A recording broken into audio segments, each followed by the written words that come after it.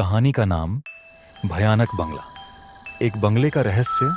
एक समय का समृद्ध जमींदार का घर अब अंधेरे की परछाइयों में डूबा हुआ।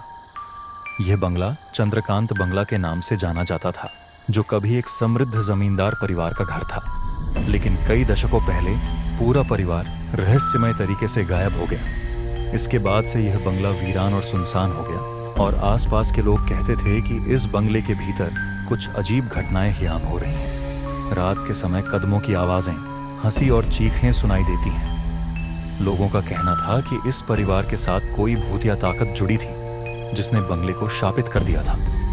लेकिन कोई भी साहस करके इस बंगले में कदम नहीं रखता था। ऐसे में एक दिन एक युवक रवि इस बंगले में रहने के लिए आ जाता है। रवि का आगमन। रवि एक सामान्य, साहसी और जिज्ञासु लड़का था। उसका काम था पुराने घरों की मरम्मत करना, और उसे एक पुरानी बंगले में कुछ दिन रहने के लिए कहा गया। एक दिन उसने अपने दोस्तों को बताया कि वह चंद्रकांत बंगले में काम करने जा रहा है। उसके दोस्तों ने उसे चेतावनी दी और कहा कि इस बंगले में रहना उसकी जान के लिए खतरे से खाली नहीं होगा। लेकिन रवि को इससे डर नहीं लगा, और उसने अपनी योजना पर अडिग रहते हुए बंगले में आकर रहना शुरू किया। जब रवि बंगले में पहुंचा तो उसे यह देखकर बहुत अजीब लगा। चारों ओर बेतरतीब घास और झाड़ियां, और बंगले की खिड़कियां बंद। बावजूद इसके अंदर से एक अजीब सी छाया महसूस हो रही थी। वह धीरे धीरे अंदर गया और पहले दिन का काम शुरू किया, लेकिन उसके मन में एक अजीब सी घबराहट थी। 3 पहली रात का डर। रात का समय होते ही बंगले का माहौल और भी डरावना हो गया। बिजली की हल्की सी चमक के साथ बंगला और भी डरावना और रहस्यमय लगने लगा। रवि जब सोने के लिए बिस्तर पर लेटा तो अचानक से रोशनी चली गई। वह उठकर लाइट का स्विच दबाता है, लेकिन रोशनी नहीं आती। तभी उसे हल्की सी कदमों की आवाज सुनाई देती है, जैसे कोई उसके आसपास हो। रवि डर के मारे घबराया हुआ था, लेकिन उसे समझ में नहीं आता था कि यह आवाज कहां से आ रही थी। क्या वह कोई आत्मा थी या फिर कुछ और? अचानक खिड़की के कांच पर अजीब से उंगलियों के निशान दिखाई देने लगे। रवि डर के मारे खड़ा हो गया, लेकिन जब उसने बाहर देखा तो कुछ भी नहीं था। वह खिड़की खोलने के बाद बाहर देखता है, लेकिन वहां कोई नहीं था। वह समझ नहीं पाता कि यह क्या हो रहा था। 4 गुप्त कमरे की खोज। अगले दिन रवि ने तय किया कि वह बंगले के हर कोने में खोज करेगा। वह जानता था कि यहाँ कुछ अजीब है।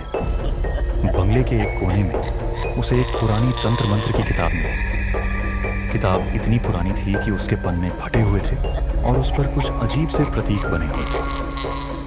किताब को खोलते ही उसे उसमें एक तंत्र मंत्र की विधि मिलती है, जिसका इस्तेमाल बंगले के पुराने परिवार द्वारा किया जाता था। फिर रवि को एक पुरानी तस्वीर मिली, जो इस बंगले के पुराने मालिक की थी। तस्वीर में एक आदमी, एक महिला और 2 बच्चे थे, लेकिन उनके चेहरों के भाव कुछ अजीब थे।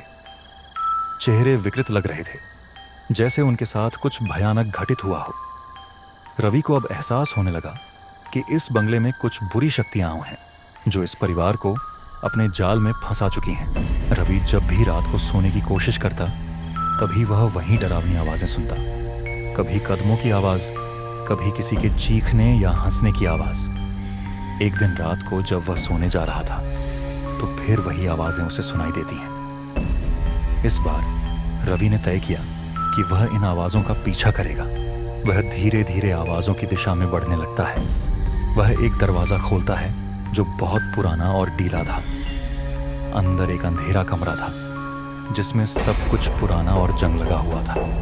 अचानक कमरे के अंदर एक परछाई उभरती है, एक पुरानी महिला की परछाई, जिसका चेहरा अंधेरे में साफ नजर नहीं आता था।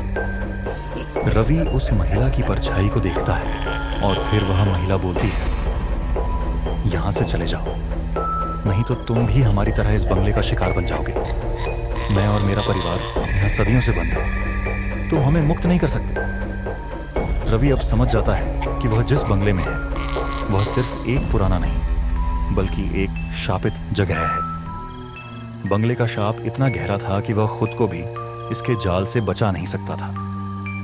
रवि ने तय किया कि वह जल्द से जल्द इस बंगले को छोड़ देगा, लेकिन तभी वह महसूस करता है कि सभी दरवाजे और खिड़कियां बंद हो चुकी हैं, और उसके सामने बंगले के पुराने परिवार के भूत दिखाई देने लगते हैं। रवि अब पूरी तरह से घिर चुका था, लेकिन उसने एक आखिरी कोशिश की। वह तंत्र मंत्र की किताब खोलता है और उसमें दिए गए एक विशेष मंत्र का जाप करने लगता, जो बंगले के शाप को तोड़ने का एकमात्र तरीका था। जैसे ही रवि ने मंत्र पढ़ा, बंगले के भीतर एक अजीब सी ताकत उभरती है और पूरा वातावरण अंधेरे में डूब जाता है।